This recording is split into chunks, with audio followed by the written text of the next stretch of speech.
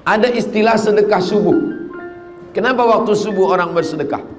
Sebab pada waktu subuh awal hari Allah kirimkan dua malaikat. Apa kata malaikat yang pertama? Allahumma ati munfiqan khalafa. Orang yang bersedekah ini bagi dia ganti. Orang yang bersedekah di pagi hari ini Allah bagi dia ganti. Allah Maha Adil. Yang tidak bersedekah pun Allah doakan, Allah kirimkan juga satu malaikat mendoakan dia. Apa kata malaikat yang satu lagi? Allahumma ati mumsikan talafa. Orang yang tidak bersedekah, orang yang pelit, orang yang bakhil, orang yang kikir, mumsikan, mumsik, dia pegang, dia genggam hingga tak meleleh, tak menetes sikit. Maka kata Jibril, kata doa malaikat yang dikirim Allah untuk mendoakan, Allahumma ati mumsikan talafa. Orang yang tidak mau bersedekah ini talafa, binasakanlah dia ya Allah. Nah, itulah kenapa kita selalu bersedekah, tujuannya supaya mendapatkan, bukan doa ulama, bukan doa tuan guru, bukan doa habib. Ini doa malaikat yang sentiasa mendoakan. Ma min muslimin yusbihu. Setiap orang yang terjaga di waktu subuh, maka dia dapat doa malaikat. Allahumma a'ti munfiqan khalafa. Yang satu lagi, Allahumma a'ti mumsikan talafa. Mudah-mudahan kita hanya mendapatkan doa yang kebaikan-kebaikannya saja insyaallah. Assalamualaikum warahmatullahi wabarakatuh. Bapak, ibu, abang, kakak, adik, jamaah, sahabat dimanapun berada, di tanah ini kita akan bangun kelas. Satu lantai ini ada 4 kelas. Ke atasnya insya Allah 4 lantai. Karena itulah yang paling tinggi anak-anak bisa naik ke atas. Ma'had Az-Zahra, pondok pesantren tahfiz Al-Quran. Mari kita support pembangunan kelas Ma'had Az-Zahra melalui nomor rekening 767 77 77 227. Sekali lagi 767 77 77 227. Atas nama Pendidikan Hajar Rohana, nomor rekening BSI, Bank Syariah Indonesia. Nomor 767 77 77 227. Atas nama Pendidikan Hajar Rohana. Niatkan untuk almarhum almarhumah. 1 2 3 sak semen, batu bata, kerikil, kosen, pintu sampai pahalanya. Karena anak-anak penghafal Quran belajar di sini petang, siang dan malam, mengalir pahalanya sampai hari kiamat insyaallah. Barakallahu fikum. Allah memberkahi rezeki Bapak Ibu semua. Wassalamualaikum warahmatullahi wabarakatuh.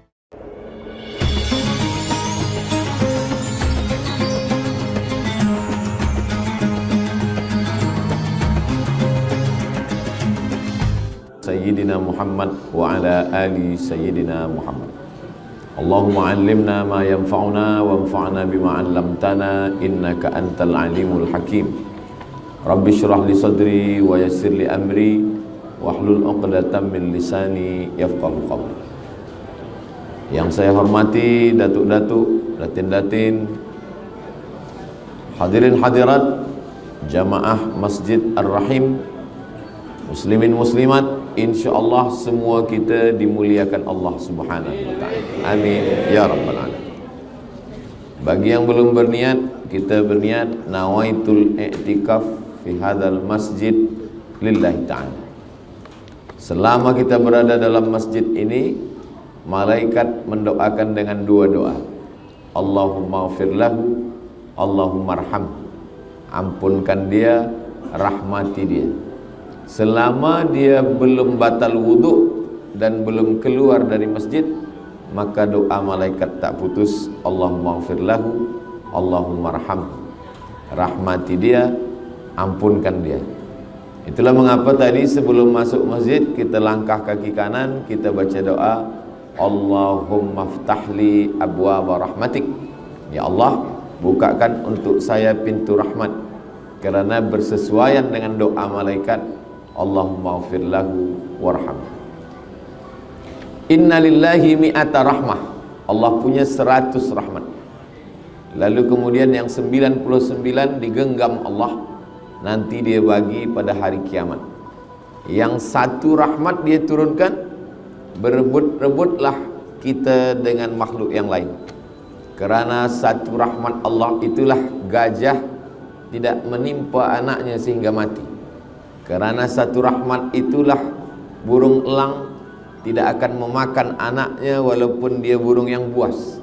Karena satu rahmat itulah harimau tidak akan memakan anak harimau kerana ada rahmat kasih sayang Allah Subhanahu wa ta'ala.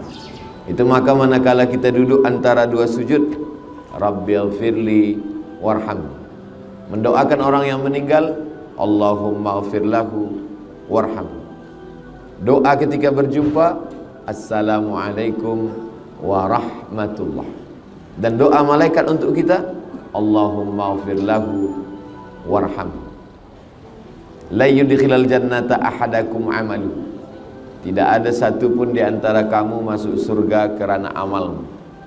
Wala anta ya Rasulullah, engkau pun tidak masuk surga kerana amalmu. Wala ana, saya pun tak masuk surga kerana amal saya, kata baginda Nabi Muhammad sallallahu alaihi wasallam. Lalu kenapa engkau masuk surga? Illa ayyataghammadani Allahu bi rahmatih, masuk surga kerana rahmat Allah Subhanahu wa ta'ala.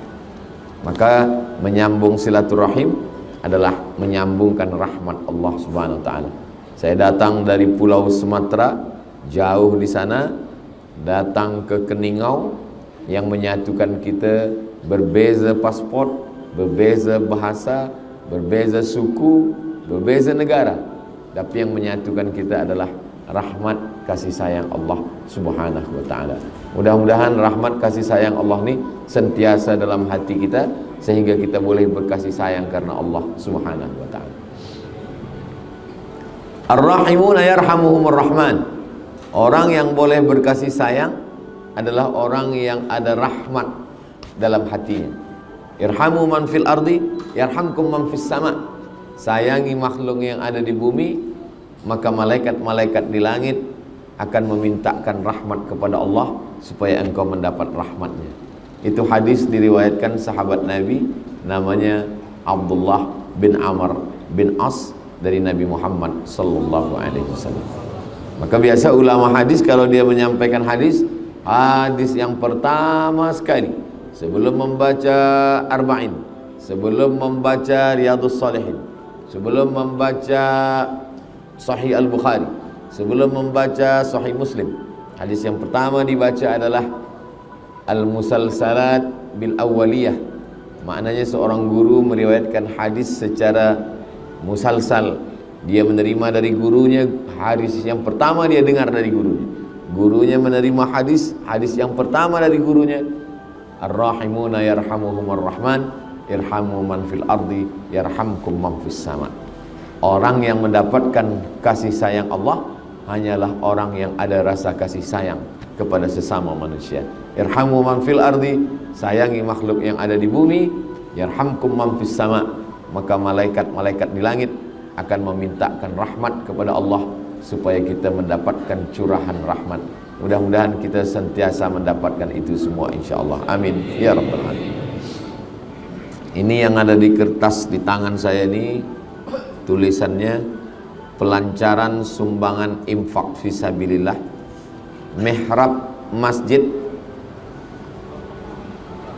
dan memperbaiki ruang wudhu muslimah Masjid Ar-Rahim, Pekan Keningau, Sabah. Allah SWT sebaik-baik memberi balasan. Allah Maha Kaya. Wallahu ghaniyun 'anil 'alamin. Allah Maha Kaya dari semesta alam. Kalau memang Allah Maha Kaya, kenapa dia tidak pakai innama amruhu idza arada syai'an ayyakula lahu kun fayakun? Kenapa dia tak gunakan kun fayakun lalu masjid semua ada? Maka kalau Allah pakai kun fayakun, masjid tegak, mihrab siap, tandas tempat semuanya sudah ready siap, lalu apa amal kita yang boleh mengalir hingga hari kiamat? Jadi banyak orang mengatakan, saya dah tolong masjid, saya dah tolong surau. Sebenarnya kita tidak tolong masjid, kita tidak tolong surau, kita sedang tolong diri kita sendiri. Jadi itu yang pokok pangkal yang pertama kali mesti kita betulkan dalam fikiran kita. Kita tidak tolong masjid, kita tidak tolong surau, kita tidak tolong anak yatim, kita tidak tolong fakir miskin. Kerana ada tak ada kita, masjid tetap tegak berdiri. Kita tolong ataupun kita tolong, masjid tetap ada. Sampai hari ini tak ada masjid yang tumbang, tak ada masjid yang lapuk, semua tegak berdiri.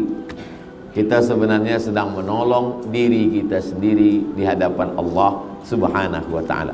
Mindset kita mesti kita luruskan. Sebab kalau tidak, kalau kita tolong masjid itu jadi, kita akan mengatakan kalau saya tak ada masjid tak jadi. Muncullah apa namanya ujub. Ujub artinya i'jabul mar'i binafsihi. Orang merasa ujub terhadap dirinya. Maka pokok pangkal yang pertama, sebelum kita berwakaf, sebelum kita berinfak, sebelum kita bersedekah, saya bukan tolong masjid, tapi saya sedang tolong diri saya, kerana semua yang saya miliki ini akan tinggal. Maka kata Nabi SAW, kamu lebih sayang harta anak kamu daripada harta kamu sendiri. Kata sahabat, kami lebih sayang harta kami. Tidak. Kata Nabi, kamu lebih sayang harta anak kamu daripada harta kamu sendiri. Kata sahabat, kami sayang harta kami. Tidak. Kata Nabi, kamu lebih sayang harta anak kamu daripada harta kamu sendiri. Apa maksud cakap Nabi? Sebab semua yang kita miliki itu bila kita mati tinggal untuk anak kita. Rumah untuk anak, kereta untuk anak, kebun untuk anak, duit, semua yang tinggal untuk anak. Yang untuk kita, itulah yang kita masukkan ke dalam kotak infak, sedekah. Itu sajalah yang kita bawa mati. Maka kata Nabi, kamu lebih sayang harta anak kamu daripada harta kamu sendiri. Kerana harta kita sendiri yang kita bawa mati tak seberapa. Yang lebih banyak kita tinggalkan adalah untuk anak-anak kita. Ada seorang ulama sedang menengok orang sakit. Menengok orang sakit, ada lilin hidup. Lilin menyala hidup.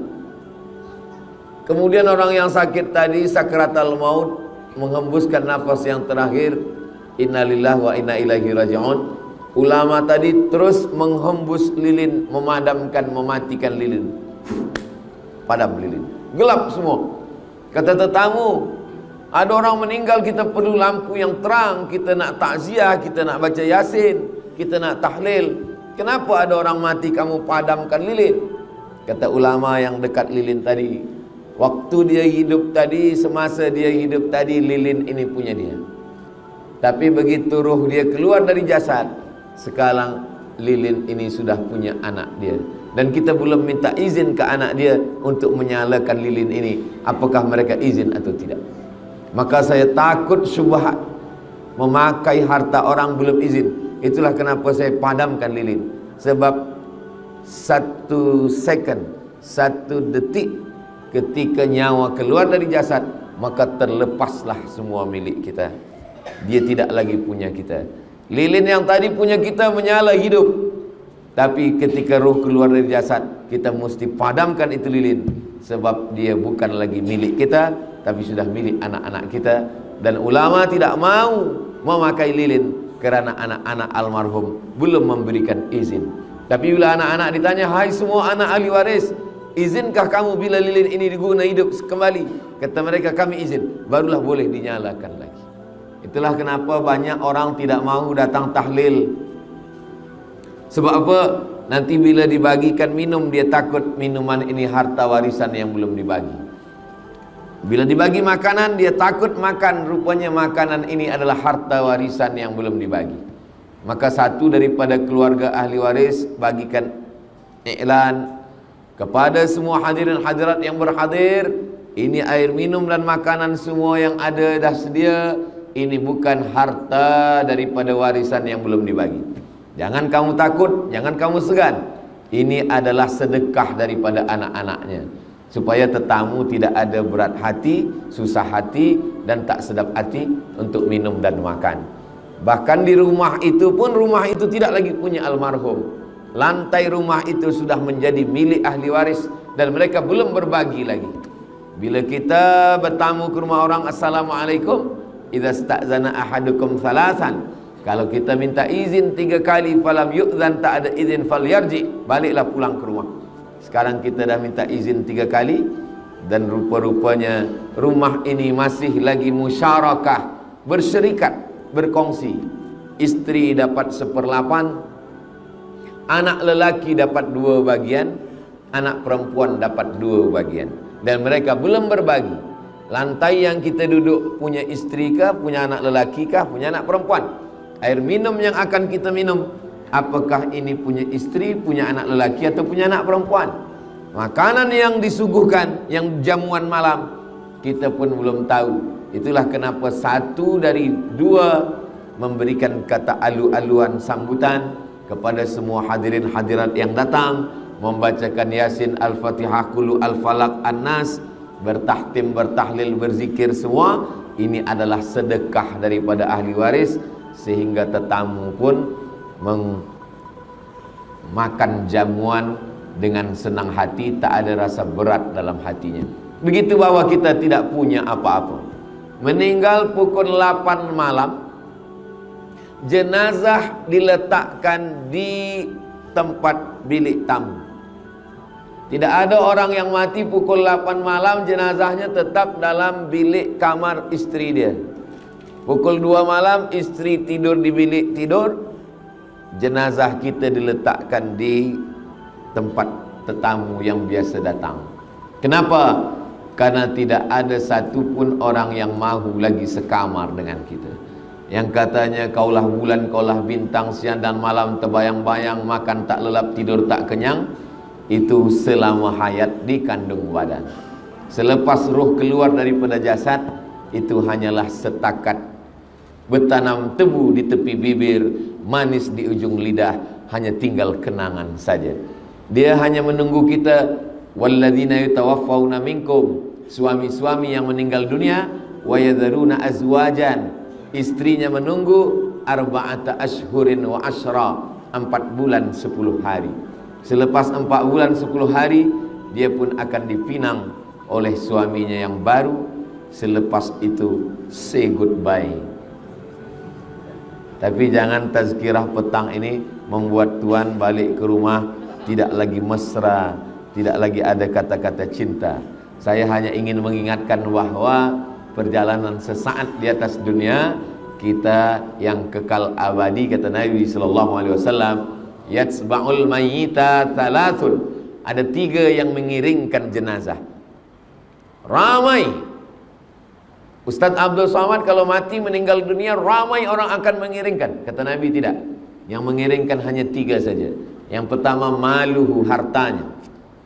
Kereta, motosikal, selimut, kain, ikut mengiringkan, tapi tak sampai masuk ke dalam.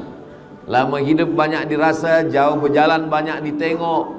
Saya sudah menengok kuburan orang Islam di Mesir, saya tengok kuburan orang Islam di Maghribi. Sampai saya 2-3 hari ada orang meninggal, saya tengok kuburan. Belum pernah menengok kereta masuk kubur lagi. Semua tinggal tempat parking. Yang kedua, ahluhu, istri, anak, cucu, menantu, semuanya tinggal. Lambat sembayang gara-gara anak, anak tak ikut mati. Tak sembayang gara-gara bini, bini pun diambil orang lain. Tak puasa gara-gara suami, suami pun belum mati pun dah diambil orang. Yang senyum yang belum berbini pula. Apa yang akan kita bawa mati? Kata Nabi SAW, harta tinggal, keluarga tinggal. Wa yabqa wahidun, yang tinggal hanya 1. Apa dia? Wa amaluhu, amal. Salat, amal. Baca Quran, amal. Salawat, amal. Istighfar, amal. Tahlil, amal. Sedekah, amal. Haji, amal. Jihad, amal.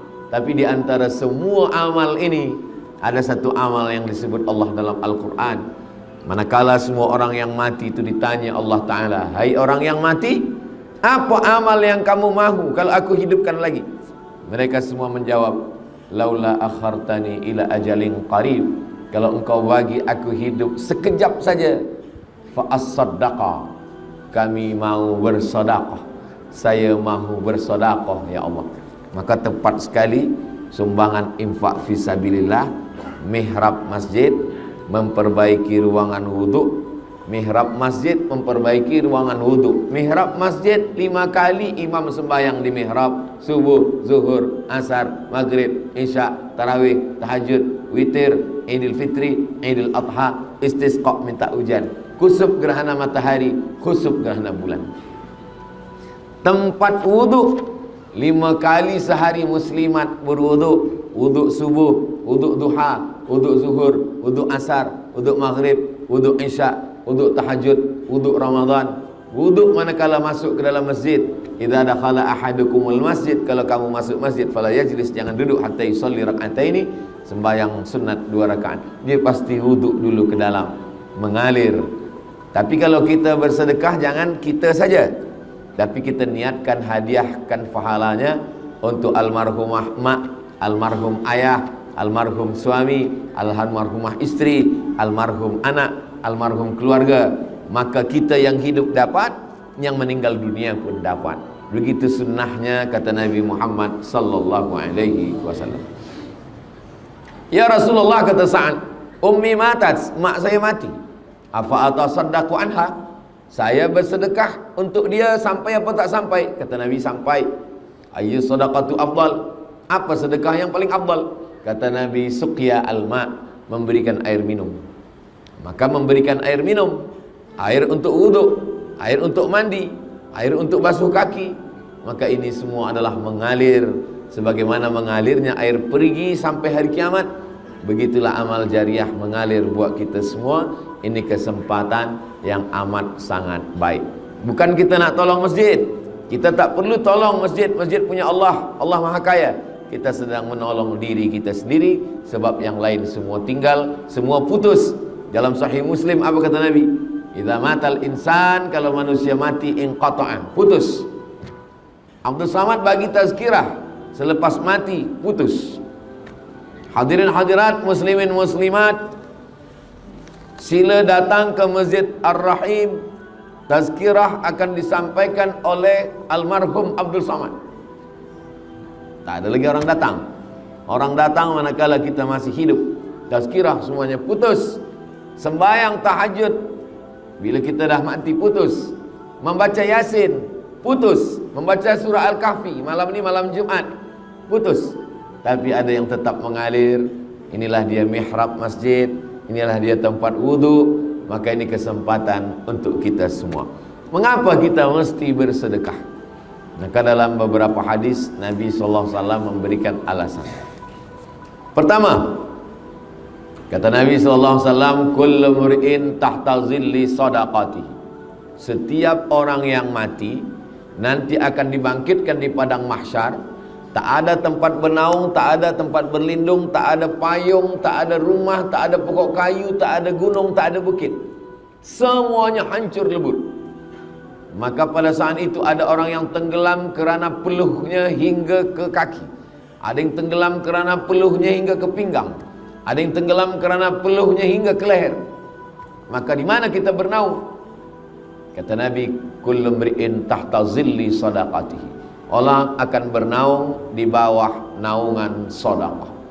Itulah kenapa kita perlu bersedekah, bukan untuk masjid, bukan untuk mihrab, bukan untuk tempat wuduk, tapi untuk diri kita di hadapan Allah ketika kita bangkit. Yauma yafirrul mar'u min akhi, saudara kandung lari, wa ummihi, mak kandung lari, wa abi, ayah kandung lari, wa sahibatihi, istri lari, wa bani, anak-anak lari. Kawan tak ada disebut. Sebab kawan biasanya waktu senang, waktu kenyang, waktu lenang, waktu tenang. Kalau sudah susah, hilang. Orang menang banyak kawan, orang kalah punya teman sejati. Boleh untuk status FB esok pagi. Begitulah keadaan manusia. Maka yang disebutkan Al-Quran cuma 5 saja. Akhi, saudara, ummi, emak, abi, ayah, sahibati, istri, suami, wabani, anak-anak. Kelima-limanya meninggalkan kita. Kenapa? Likulli mri'in minhum yawma idzin sya'nun yughnih. Semuanya sibuk mengurus urusan masing-masing. Jangankan di dunia, selama di negeri masing-masing sebelum berangkat ke tanah suci, berkawan, bersahabat dekat, Begitu sampai ke airport, mulai masing-masing cop paspor, masing-masing mencari koper. Begitu sampai bag, semua sibuk dengan urusan sendiri, tak lagi kenal mengenal. Yang selama ini baik ramah, yang selama ini sopan santun, begitu sampai airport Madinah, semuanya sibuk, mana bag saya, mana. Dah dapat bag, semua dah keluar, baru dia tengok, oh ada Ustaz Abdul Somad. Belum lagi di akhirat, belum lagi di padang mahsyar, semuanya sibuk dengan urusan masing-masing. Lalu di mana kita bernaung? Yang pertama, kullu mri'in tahta zilli shadaqatihi, setiap orang bernaung di bawah naungan sedekah. Jadi kalau kita nak tolong Masjid Ar-Rahim, saya bukan tolong mihrab, saya bukan tolong tempat wudhu, saya sedang menolong diri saya di padang mahsyar nanti. Begitulah niat kita dalam hati. Karena kalau kita mengatakan ini dari saya untuk mihrab masjid, ini dari saya untuk tempat wudhu, bila dia jadi nanti kita akan berkata, kalau tak ada saya, maka tempat wudhu tak jadi. Kalau tidak ada saya, mihrab masjid tak jadi. Maka disitulah rusaknya amal kita. Kita sedang membuat persiapan untuk diri kita manakala nanti kita menghadap Allah Subhanahu wa ta'ala. Makanya kata Nabi SAW dalam sebuah hadis, hadis ini ada dalam Sahih Bukhari, ada dalam Sahih Muslim, rajulun tasaddaqa bi sadaqatin, ada orang yang bersedekah, fa akhfaha, dia sorokkan, dia sembunyikan, hatta la ta'lamu shimaluh, sampai tangan kirinya tak tahu, ma amfaqat yaminuh, apa yang diberikan oleh tangan kanan. Sebenarnya maknanya ini bukan tak boleh tahu. Tangan kanan berbuat, tangan kiri tahu. Tangan kiri melakukan sesuatu, tangan kanan tahu. Kenapa tangan kanan berbuat, tangan kiri tak tahu? Ini adalah mubalaghah. Ini adalah makna kiasan yang melampau. Maknanya kita rahasiakan. Tapi bukan berarti kalau orang tahu pahalanya hilang. Karena sahabat Nabi bersedekah, sahabat yang lain tahu. Utsman bin Affan memberikan wakaf perigi Bi'ru Raumah. Semua orang tahu sebab hadisnya masyhur. Abu Talhah memberikan perigi namanya Bayrahah di depan Masjid Nabawi. Semua orang tahu. Abu Dihdah memberikan 600 batang pokok kurma. Semua orang tahu. Abdurrahman bin Auf memberikan sedekah kepada pejuang yang ikut perang Badar. Semua orang tahu. Itu menunjukkan bahwa kalau orang lain tahu, amal kita tetap baik. Yang tak boleh itu adalah riya dan sum'ah. Riya mempertontonkan amal, menampakkan amal. Sum'ah memperdengar-dengarkan amal kepada orang lain. Adapun kita berbuat orang lain tahu, kita jaga hati kita. Lalu box infak di hadapan kita. Duit dah kita siapkan. Tak jadi kita masukkan sebab kita takut dipuji orang. Atau kita masukkan supaya dipuji orang. Kata Imam Fudail bin Iyad, pendapat Imam Fudail bin Iyad ini disebutkan oleh Imam Al-Ghazali dalam Ihya Ulumuddin. Tarkul amal li ajlin nas riya. Tidak jadi beramal kerana takut dipuji orang, riya. Wal amalu li ajlihim syirik. Beramal kerana ingin dipuji orang, syirik. Tak jadi beramal, masuk poket, lalukan box, tak jadi beramal, riya. Kita masukkan ke dalam supaya dipuji orang, syirik. Tak jadi pun kena, jadi pun kena. Jadi kalau macam tu bagaimana? Sesuai dengan niat baik kita masukkan saja. Selepas itu kita beristighfar, minta ampun pada Allah. Apapun cakap orang, kita serahkan pada Allah. Wa ufawwidu amri ilallah, astaghfirullahal azim. Sebab bila tak jadi kita masukkan, kita dah riak. Jadi kita masukkan supaya dipuji orang, kita syirik. Yang tak boleh itu kita bagi tahu kawan, ni saya nak sedekah, tolong kamera on kan. Nanti kita nak buat video konten sikit, ini yang tak boleh. Adapun bawa orang lain yang rekodkan dari jauh, maka dia mungkin nak bagikan motivasi supaya beramal, orang lain bersedekah, tak ada salahnya. Maka illa man rahimah rabbuh, orang-orang yang hati ini dijaga Allah. Mudah-mudahan kita termasuk orang yang hatinya dijaga Allah Subhanahu wa ta'ala. Yang kedua, Kata Nabi sallallahu alaihi wasallam,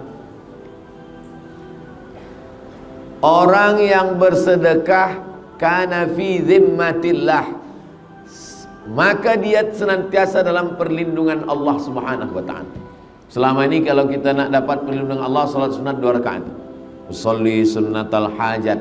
Saya sembahyang sunat 2 rakaat, salat sunat hajat, supaya selamat dalam perjalanan, supaya tidak ada musibah, aksiden, supaya diberikan Allah kemudahan. Maka yang paling elok itu adalah sedekah. Maka ketika kita bersedekah, kana fi zimmatillah, maka dia senantiasa dalam perlindungan Allah Subhanahu wa taala. Maka ketika kita berikan sedekah itu sebenarnya bukan untuk masjid, bukan untuk surau, bukan untuk tempat wuduk, bukan untuk mihrab, tapi kita masukkan ini adalah untuk diri saya sendiri, supaya Allah menurunkan perlindungannya kepada kita, dijauhkan daripada riya, dijauhkan daripada syirik, dijauhkan daripada nifak munafik, dijauhkan daripada sum'ah, dijauhkan daripada ujub. Itu masalah penyakit-penyakit hati. Belum lagi penyakit yang zahir, berbagai macam penyakit sekarang, kolesterol, diabetes, gula darah, semua penyakit-penyakit. Belum lagi penyakit-penyakit yang nyata di akhir zaman, dari mulai LGBT, penyakit free sex, penyakit judi, penyakit khamar, penyakit narkotik, semuanya. Maka di antara cara untuk melindungi adalah di antaranya melalui sedekah. Karena Nabi berikan garansi jaminan, kana fi zimmatillah, dia senantiasa dalam perlindungan Allah, tanggung jawab. Zimmah artinya ahlu zimmah. Misalkan saya seorang khalifah, ada orang tak Islam. Orang yang tak Islam ini di dalam tanggungan saya, maka mereka disebut sebagai ahlu zimmah.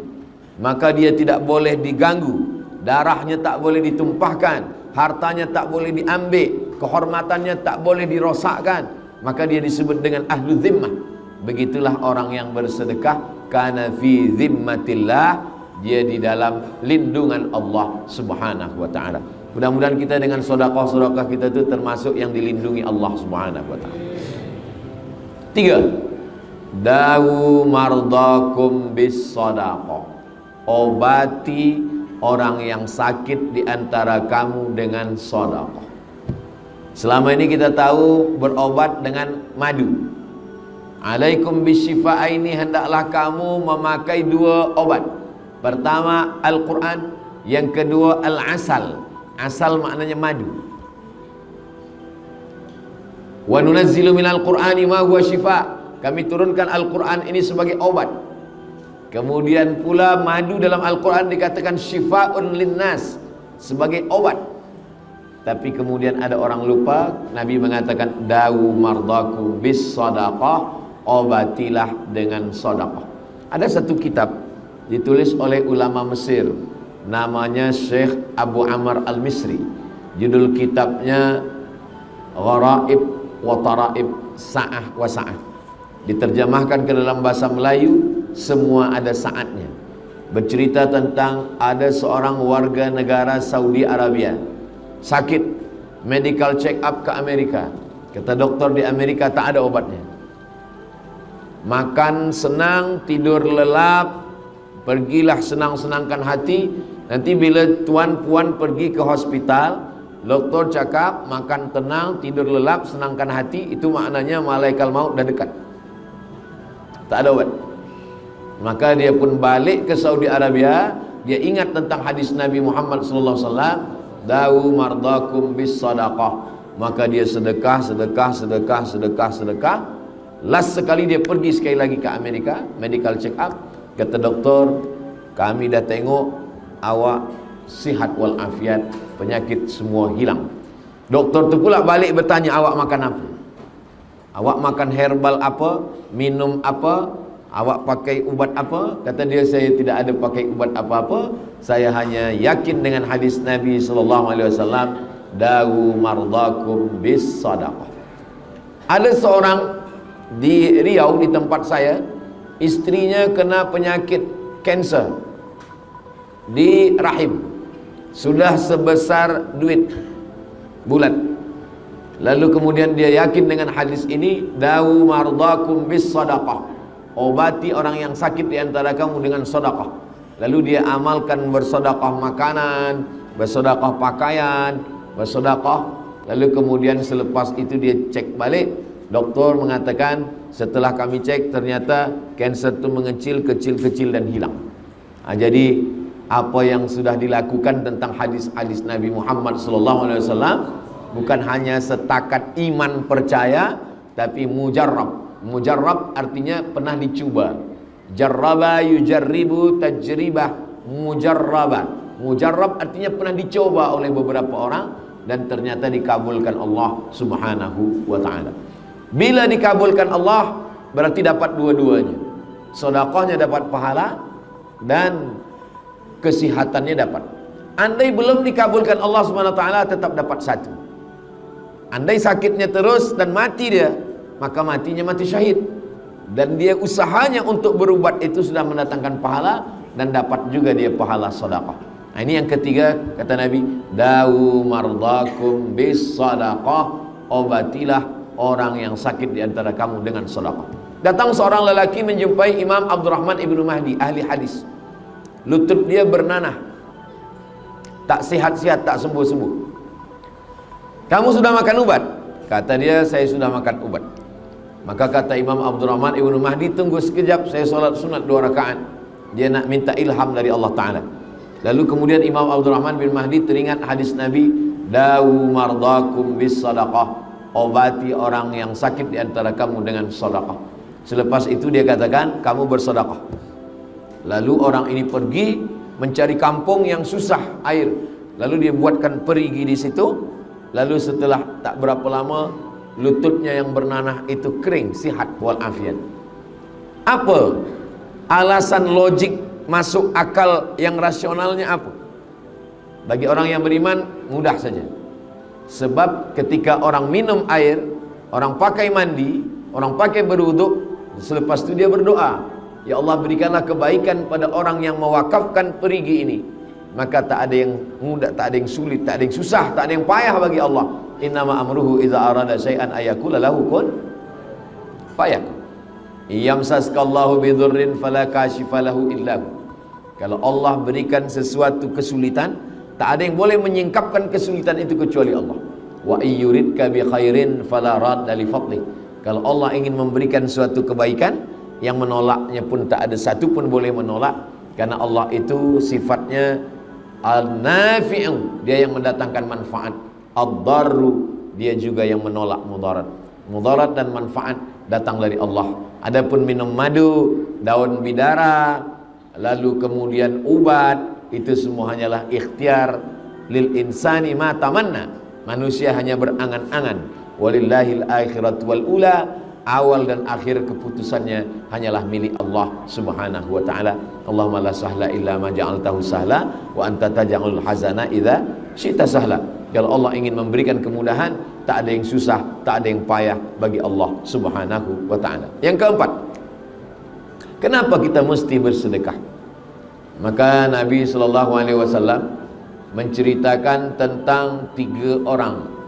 3 orang musafir, bila mereka sampai di suatu tempat turun hujan, supaya jangan basah, mereka masuk ke dalam lubang tanah, bernaung di tempat lubang tanah gua, supaya jangan sampai kena air hujan. Malang tak dapat ditolak, untung tak dapat diraih. Rupanya datang batu bergelinding dari atas bukit, menutup pintu gua, tertutup mereka di dalam. Ketika mereka terkunci di dalam, tak boleh keluar. Hadis ini ada dalam Sahih Al-Bukhari, hadis sahih. Yang satu berdoa, ya Allah, saya punya ibu bapa.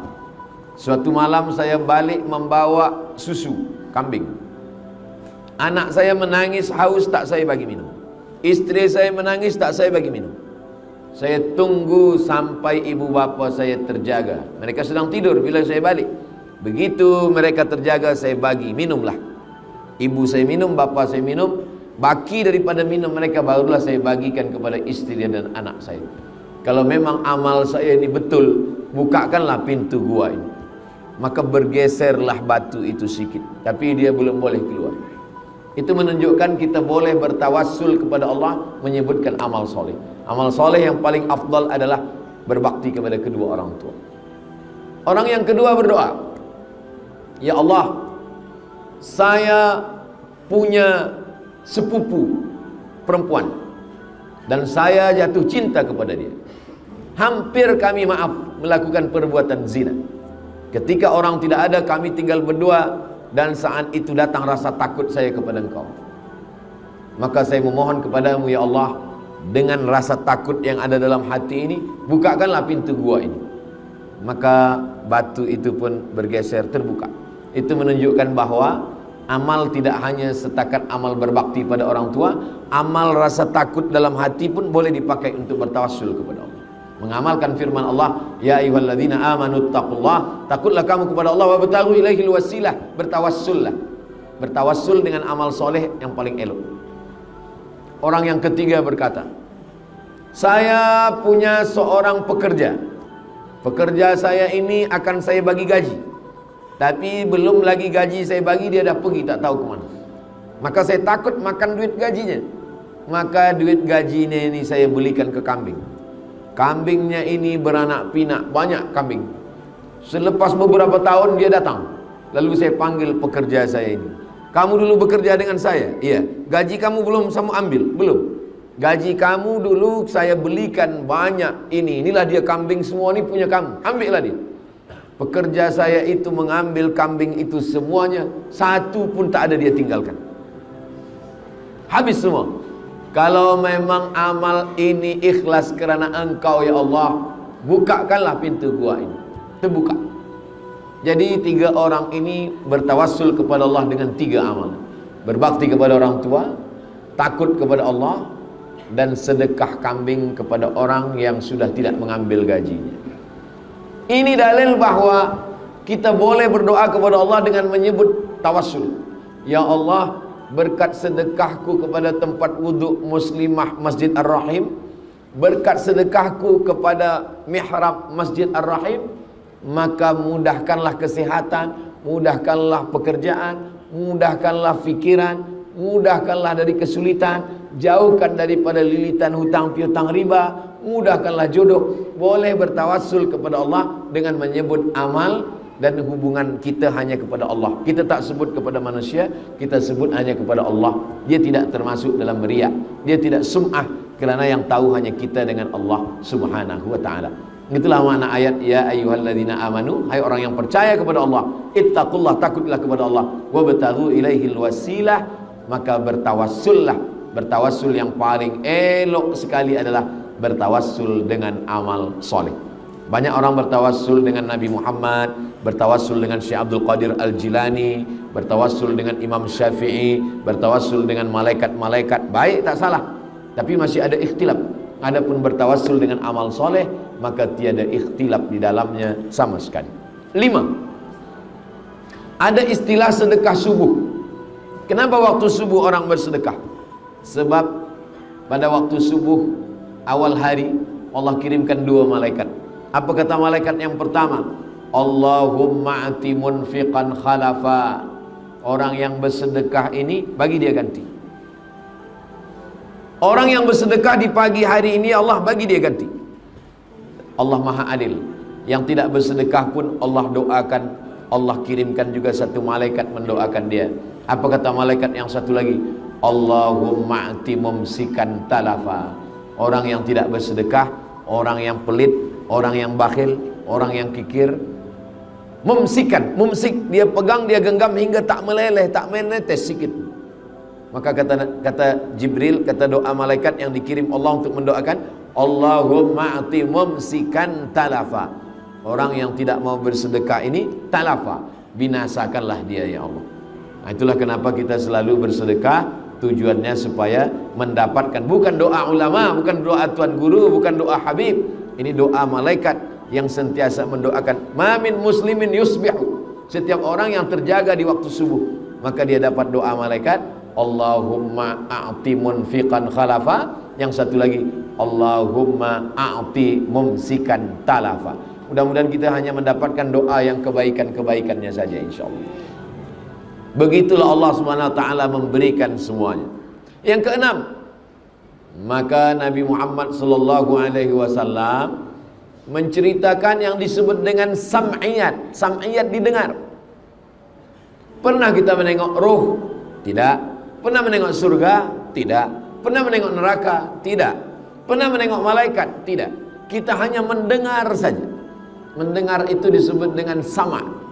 Inna sam'a, pendengaran. Maka ajaran Islam ada namanya sam'iyat, yang didengar yang tak pernah ditengok. Sam'iyat sesuatu yang didengar. Beza kita dengan Nabi Muhammad SAW, kita setakat mendengar, dia sudah sampai pada menengok. Subhanalladzi asra bi'abdihi laylan minal masjidil harami ilal masjidil aqsa alladzi barakna haulah linuriyahu min ayatina. Isra Mi'raj, kami ingin memperlihatkan, menampakkan di mata. Nah, itulah beza kita dengan Nabi Muhammad. Dia menengok surga, dia menengok neraka, dia berjumpa dengan nabi-nabi.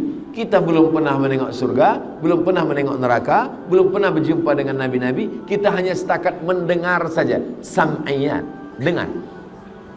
Maka Nabi pernah menengok, pernah mendengar, disampaikannya kepada sahabat. Sahabat menyampaikan kepada tabi'in, tabi'in menyampaikan kepada tabi'in, dan sampailah ke kita. Di antara sam'iyat yang didengar oleh Nabi SAW adalah tentang orang mati minta panjang umur supaya dia boleh bersedekah. Disebutkan dalam Quran, disebutkan dalam hadis Nabi SAW. Rabbana absarna, mata kami sudah menengok azab. Wa sami'na, telinga kami sudah mendengar azab. Farji'na, balikkan lagi kami ke dunia. Na'mal salihan, kami ingin beramal saleh. Inna muqinun, kami yakin seyakin-yakinnya. Amal saleh banyak. Ada haji mabrur, ada jihad fisabilillah. Tapi amal saleh yang dimaksud dijelaskan dalam ayat lain. Laula akhartani ila ajalin qarib, berilah kami waktu untuk hidup sekejap saja. Tambahlah waktu kami untuk hidup ini sekejap saja ya Allah. Untuk apa? Fa as-saddaqa, kami mau bersedekah. Tak ada ayatnya tambahlah hidup kami karena kami mahu solat tahajud. Tak ada. Tambahlah hidup kami supaya kami boleh berjihad ke Palestin. Tak ada. Tambahlah hidup kami karena kami ingin berhaji ke Baitullah. Tak ada. Fa'as-saddaqa, kami ingin berinfak, bersedekah. Itu yang disampaikan oleh Nabi Muhammad SAW, yang bagi kita hanya setakat sam'iyat, hanya mendengar. Tapi Nabi sudah menengok balasan mereka yang tidak putus hingga pada hari kiamat. 7. Rajulun tasaddaqa bi sadaqatin. Ada orang yang bersedekah, lalu kemudian sedekahnya ini kepada penghafaz Al-Quran. Orang yang menghafaz Al-Quran tadi punya murid, dia ijazahkan qiraat Hafs an Asim. Yang menghafaz Quran tadi jadi imam, mengalir pahalanya untuk dia. Yang menghafaz Quran tadi mengajar Quran, punya murid, muridnya punya murid lagi. Maka kalau kita bukan penghafaz Quran, kita bukan ulama, kita bukan tuan guru, tapi kita ingin dapat amal ulama, amal penghafal Quran, amal imam, maka salah satu caranya adalah dengan sedekah. Bersedekah kepada anak yatim. Anak yatim tadi pandai menghafaz Al-Quran, boleh bahasa Arab, membaca kitab, belajar dia Azhar Kahira, balik dia membuat pondok, maka kita mendapatkan amal pahala. Inilah yang disebutkan oleh Imam Abdullah ibn Mubarak, rubba amalin saghirin yukabbiruhun niyah. Berapa banyak amal yang nampaknya kecil saja tapi besar kerana niat. Wa rubba amalin kabirin yusaghiruhun niyah. Berapa banyak amal yang nampaknya besar tapi sebenarnya kecil kerana dikecilkan oleh niat. Itulah pentingnya innamal a'malu binniat. Kita beramal dan niatnya adalah kerana Allah Subhanahu wa ta'ala. Yang ke-8, kenapa kita mesti bersedekah? Kerana kata Nabi sallallahu alaihi wasallam, ketika Nabi sampai ke kota Al-Madinah Al-Munawwarah, Nabi membeli tanah. Tanah ini punya 2 orang anak yatim. Dibeli Nabi tanah itu, itulah tanah yang sekarang menjadi tanah Masjid Nabawi. Kenapa Nabi tak terima wakaf saja? Seandainya Nabi terima wakaf, dia Sayyidul Anbiya wal Mursalin, dia Sayyidul Awwalina wal Akhirin, pemimpin semua makhluk dari awal sampai akhir Nabi Muhammad sallallahu alaihi wasallam. Tapi kenapa dia beli tanah ini dan dia wakafkan untuk bangun Masjid Nabawi? Karena dia ingin dapat amal jariah. Dia ingin mengajarkan kepada kita, sebenarnya Nabi tak berhajat, Nabi tak perlu kepada amal tanah ini. Karena tanpa amal itu pun dia sudah masuk surga, tanpa amal itu pun dia sudah dimuliakan Allah. Dia nak ajarkan kepada kita, seakan-akan Nabi itu berkata, sedangkan aku yang pemimpin daripada Nabi, manusia, di antara manusia ini ada yang Nabi, di antara Nabi ini ada yang Rasul, di antara yang Rasul ini ada ulul azmi, di antara yang ulul azmi ini tinggal satu, Sayyidina wa Maulana Muhammad sallallahu alaihi wasallam. Dia tetap mewakafkan tanah. Maka hari ini orang yang berlomba-lomba masuk ke Taman Raudhah, orang yang berlomba-lomba solat sunat di Raudhah, pahalanya mengalir sampai nanti hari kiamat kepada Nabi Muhammad sallallahu alaihi wasallam, kepada sahabat yang ikut membina. Itulah kenapa setiap raja-raja Saudi Arabia ikut. Raja Fahad bin Abdul Aziz, Raja Abdullah, Raja Salman bin Abdul Aziz. Kenapa mereka semua ingin? Karena mereka ingin dapat amal. Kalau kita tengok pintu, ini Babul Malik Fahad, ini Babul Malik Abdul Aziz, ini Babul Malik. Semua raja membuatkan satu pintu khas. Kenapa? Karena mereka ingin mendapatkan amal jariah sampai kepada hari kiamat. Karena mereka tahu bahwa mereka akan mati, kekuasaan mereka akan diteruskan oleh raja setelahnya, dan yang mengalir kebaikan hanyalah orang-orang yang datang ke Baitullah yang tak putus. Bukan berarti kita yang bukan raja tak boleh, bukan berarti kita yang tidak ada di Makkah, Madinah, tak Masjid Nabawi, tak Masjidil Haram. Maka sesungguhnya semua masjid adalah milik Allah. Wa annal masajida lillah, masjid itu milik Allah subhanahu wa ta'ala. Yang kesembilan, Nabi SAW mengajarkan kepada kita pintu surga banyak. Ada pintu surga dimasuki melalui babul jihad. Mereka yang ada di Palestina itu masuk surganya dari babul jihad. Ada masuk surga melalui babur rayyan. Untuk mereka yang puasa sunat Senin Khamis, Ayyamul Bait 13, 14, 15, puasa Nabi Daud, puasa sehari, makan sehari, puasa sehari, makan sehari.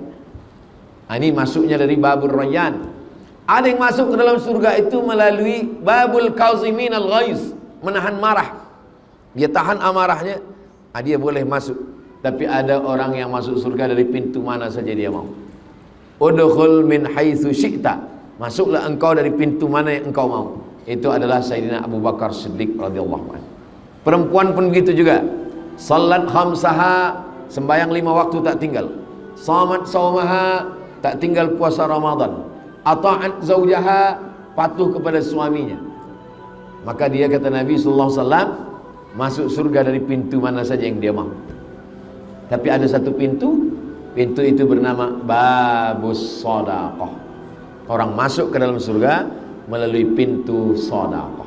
Jadi kita sebenarnya bukan nak tolong ini, tolong mihrab masjid, ini nak tolong tempat wuduk muslimah, bukan. Kita ingin masuk dari pintu babus sedekah. Last, yang terakhir sekali, yang ke-10 adalah bahwa amal kita ini ada 4. Amal badan, solat, tawaf, sa'i. Amal hati, sabar, ridha, zuhud, tawakal, qanaah, taqwa. Amal lisan, tasbih, tahmid, takbir, tahlil, zikir, salawat, baca Quran. Amal harta, amal harta yang paling banyak, zakat, wakaf, infak, sedekah, wasiat, hibah, ghanimah. Zakat, wakaf, infak, sedekah, wasiat, hibah, ghanimah. Maka di antara amal-amal ini, kalau boleh 4-4-nya kita laksanakan, alhamdulillah. Kalau tak boleh 4-4-nya, maka yang paling ringan adalah zikir. Tapi kalau kita punya, maka kita laksanakan amal harta, amal badan, amal hati, amal lisan, amal harta. Keempat-empatnya alhamdulillahirabbil alamin. Tadi saya mulakan pada pukul 2 Sekarang pukul 3 kurang 5 menit, lebih kurang 60 menit. Itulah yang dapat saya sampaikan tentang keutamaan-keutamaan sedekah yang diajarkan Nabi Muhammad SAW melalui hadis-hadis Rasulullah SAW. Mudah-mudahan selepas tazkirah ini selesailah mihrab dan tempat wuduk muslimah, insyaallah. Kalau selesai alhamdulillah, kalaupun tak selesai innalillah. Karena semua kita usahakan, kita ikhtiarkan, disitulah akan nampak mana mudahnya menyampaikan tazkirah dengan amal ibadah yang boleh kita bawa sebagai bekal menghadap Allah Subhanahu wa taala. Di akhir majlis petang, mari kita sama baca berdoa kepada Allah Subhanahu wa taala, mudah-mudahan Allah lapangkan rezeki kita supaya kita boleh beramal dengan amal sedekah, dan bagi yang sudah bersedekah mudah-mudahan diberikan Allah keikhlasan, keistiqomahan, dan kita semua mati dalam keadaan husnul khatimah. Ala hadhihi niyah al-Fatihah.